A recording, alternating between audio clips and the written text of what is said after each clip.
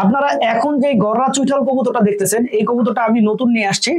আপনারা খেয়াল করে দেখেন এই কবুতরটার পাখাটা কেমন জানি নীল হয়ে আছে, দেখছেন? যদি আমি সতর্ক না থাকি এই এক কবুতরের জন্য কিন্তু আমার বাসার অন্য কবুতর মারা যেতে পারে। কেন? ওর শরীরে যদি ডিম লেগে থাকে তাহলে ওর শরীরের মধ্যে অল টাইম একটা ইরিটেশন কাজ করবে। আমাদের এই কবুতরটা খাবার যখন আমি দিয়েছিলাম তখন নামতে আসলে দেরি করতেছিল, তা আমি গতকালকে ওকে আর খাবার দেই নাই। এত ছোট ছোট কবুতর ডিম পাইরা দিলে হয় বলেন তো? আসসালামু আলাইকুম দর্শকবৃন্দ, কি অবস্থা সবার, কেমন আছেন আপনারা? আপনাদের সবাইকে আমাদের নতুন একটা ভিডিওতে স্বাগতম। দর্শকবৃন্দ, আমরা একটা নতুন কবুতর আমাদের বাসায় আনছি। তো এই নতুন কবুতরকে আলাদা একটা জায়গায় রাখছি এবং এই নতুন কবুতরটা আনার পরে আমি বেশ কিছু সমস্যা দেখছি। তো একটা নতুন কবুতর বাসায় আনার আগে বেশ কিছু ব্যাপার বর্তমানে ফলো করতে হবে, কারণ এখন আসলে বেশ কিছু ধরনের ভাইরাস আমরা আসলে দেখতেছি, যে ভাইরাসগুলোর আসলে কোনো ট্রিটমেন্ট এখন পর্যন্ত আসলে আপনার তৈরি হয় নাই বা আবিষ্কার হয় নাই, যাই বলেন। আগে কবুতরটা দেখাই আপনাদেরকে। আপনারা এখন যে গররা চুইঠাল কবুতরটা দেখতেছেন, এই কবুতরটা আমি নতুন নিয়ে আসছি, ঠিক আছে? এই কবুতরটা আসলে আমি কাকার থেকে কিনে নিছি, কাকার বাসায় ছিল কবুতরটা, কাকা কিনছিল।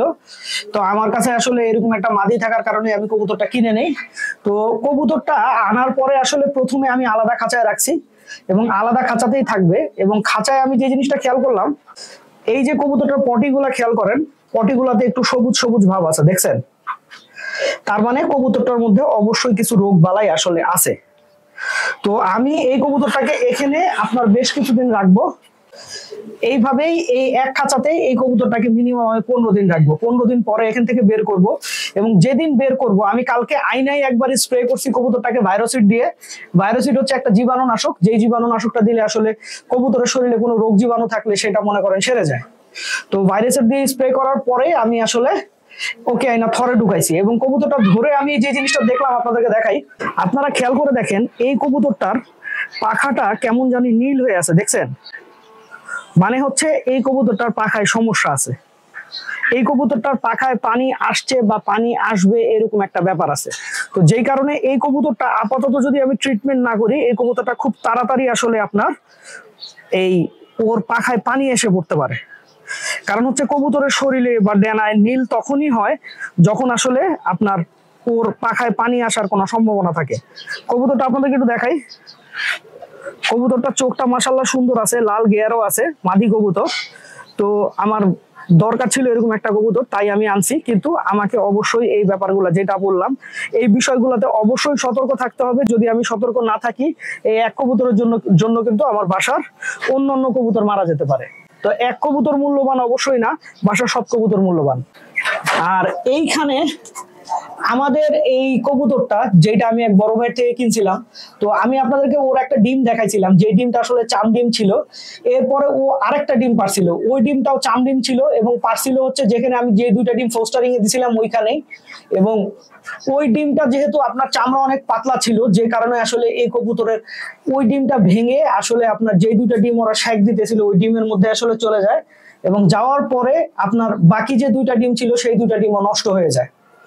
তো এই মুহূর্তে আমার উচিত হচ্ছে আমার এই কবুতরগুলোকে প্রপার গোসল করানো।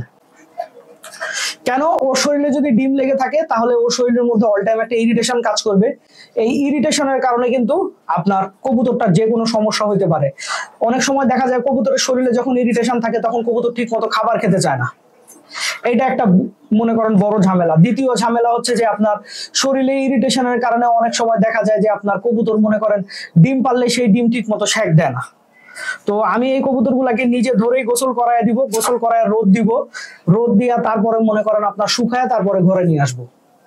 আর যেহেতু মাদিটা অনেকদিন পরে ডিম পারছে, সেহেতু আমার এই মাদিটাকে এই জোড়াতেই রাখতে হবে এবং পর্যাপ্ত পরিমাণে গ্রিড দিতে হবে। যদি আমি গ্রিড না দেই তাহলে এই জিনিসটা আসলে ঠিক হবে না। আর আমার আসলে এই দুইটা ডিম নষ্ট হয়ে অনেক বড় ক্ষতি হয়ে গেল, কারণ আমার এই জোড়ার বাচ্চা আমি অলরেডি 4টা করছি, আরো ইচ্ছা ছিল যে আরো বেশ কিছু বাচ্চা করবো, কিন্তু সেগুলো এখনো করা সম্ভব হইলো না। তো এই জিনিসটা নিয়ে আসলে মনে কষ্ট থেকেই যাচ্ছে। আমাদের এই কবুতরটা গতকালকে খাবার যখন আমি দিয়েছিলাম তখন নামতে আসলে দেরি করতেছিল, তা আমি গতকালকে ওকে আর খাবার দেই নাই। কারণ হচ্ছে তুমি যেহেতু টাইম মতো নামো নাই, তাই তোমাকে খাবার দিব না। এবং যার ফলে যেটা হয়েছে, সে আজকে টাইমের আগেই সুন্দর মতো খাঁচায় আছে। তো অনেক সময় যদিও আমাদের খুব খারাপ লাগে, খুব কষ্ট লাগে যে মনে করেন কবুতর টাইম মতো ঘরে ঢুকতেছে না, বা দেরি করে খাইতেছে, তো এই ধরনের কবুতরকে যদি আমরা সেদিন খাবার না খাওয়াই, পরের দিন কিন্তু ও একদম সিধা হয়ে যাবে। যেমন দেখেন এই কবুতরটা এখন ভালো হয়ে গেছে, এই কবুতরটা আর কিন্তু এরকম করবে না। আর যদি আমি খালি তাকে ছেড়ে দিতাম, আবার ও যখন ঢুকছে তখনই খাবার দিতাম, তাইলে ও রেগুলার এই ঝামেলাটা আসলে করতেই থাকতো। তো এই ধরনের টাইট দেওয়া আসলে কবুতরকে দরকার আছে। এই হচ্ছে আমাদের সেই অসুস্থ বাচ্চাটা, যে বাচ্চাটা মনে করেন আপনার হাঁটতে পারতেছিল না, ব্যথা পাইছিল। এখন কিন্তু এই বাচ্চাটা মাশাআল্লাহ সুস্থ হয়ে গেছে, এবং আমার বিশ্বাস খুব শিগগিরই আমি ওকে বাইরে নিয়ে যেতে পারবো। আর বাইরে নিয়ে যাওয়াটা দরকারও আছে, কারণ হচ্ছে যে বাইরে নিয়ে গেলে আসলে আপনার ও উড়বে, বাইরে টাইরে হাঁটবে, তখন ও বাইরের আবহাওয়ার সাথে অ্যাডজাস্ট হবে। আর এইখানে দেখেন আমাদের এই কবুতরটা নিজেই বাচ্চা 7 পর না 8 পরের। এটা আসলে এক ভাইয়াকে মনে করেন আমার থেকে নিচে, তো আমি আর পাঠাই নাই এখনো। আমি হয়তো বা আগামী পরশুদিন এই কবুতরগুলা পাঠাই দিব, ঠিক আছে।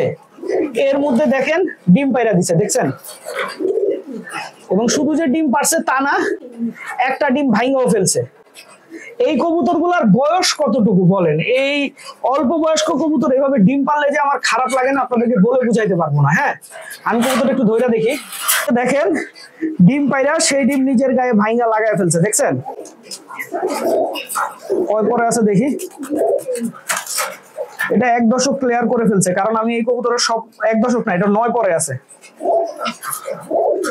এই কবুতরটা পাঠাইতে আমার আরো 2-1 দিন লেট হবে, কারণ হচ্ছে যেহেতু কবুতরটা ডিম পেড়ে দিছে, এখন ওর মধ্যে দুর্বলতা আছে। তো এই দুর্বলতার মধ্যে যদি মনে করেন আমি আপনার এই কবুতরটা এখন বাসে জার্নি করা, এই কবুতরটা মোটামুটি বেশ দূরে যাবে, সেক্ষেত্রে কিন্তু মনে করেন কবুতরেরও সমস্যা হইতে পারে। এবং যে ভাইয়ার কাছে যাবে ওই ভাইয়া আবার মনে করেন বাসায় খুব একটা থাকে না, উনি বাসায় থাকে না আসলে, উনি বাইরে থাকে। তো যে কারণে দেখা যাবে কবুতরের সমস্যা হইতে পারে। দেখেন হাতে কিভাবে ভাইব্রেশন করে, দেখছেন। ছেড়ে দিই, যাক। আমি একটা কাজ করি, আমি সরাগুলা উল্টায় দিই যেন ডিম পারতে না পারে। মহা বিপদ। এত ছোট ছোট কবুতর ডিম পাইরা দিলে হয় বলেন তো? এইখানকার কবুতর গুলো আবার ওর থেকে একটু বয়স কম, ওর থেকে একটু উপরের গুলার থেকে বয়স কম। তো এই কবুতর গুলার দিকে নরমালি আবার খেয়াল করতে হবে। এই যে কাজ করা কবুতরটা দেখতেছেন না, এই কবুতরটা সব কবুতরের পেছনে লাগিয়ে থাকে, বুঝছেন। সব কবুতরের সারাক্ষণ গুতাবে এই কাজ করা কবুতরটা। তো প্রত্যেক জায়গাতে আসলে এরকম কিছু কবুতর থাকে যে কবুতরের কাজই হচ্ছে অন্য কবুতরের পিছে লাগা থাকা, বুঝছেন। আমাদের এই কবুতরটা যেদিন থেকে আমরা কবুতর ছাড়া শুরু করছি, টুকটাক কবুতর উড়াইতেছি, ভাই এর চোখের কালার যে কি হইতেছে না, অসাধারণ লাল চোখের, খুবই সুন্দর লাল চোখের অসাধারণ একটা চোখ হইতেছে। আপনারা জানেন এমনিতেও আমার লাল চোখের প্রতি আসলে অন্যরকম একটা ভালোবাসা আছে, আর এই কবুতরটার চোখটা আসলে আমারে আরো বেশি টানতেছে, এই আর কি। দর্শকবৃন্দ, ভিডিওটা আমি এখানেই শেষ করছি। আপনারা সবাই ভালো থাকবেন, 5 ওয়াক্ত নামাজ পড়বেন। আসসালামু আলাইকুম।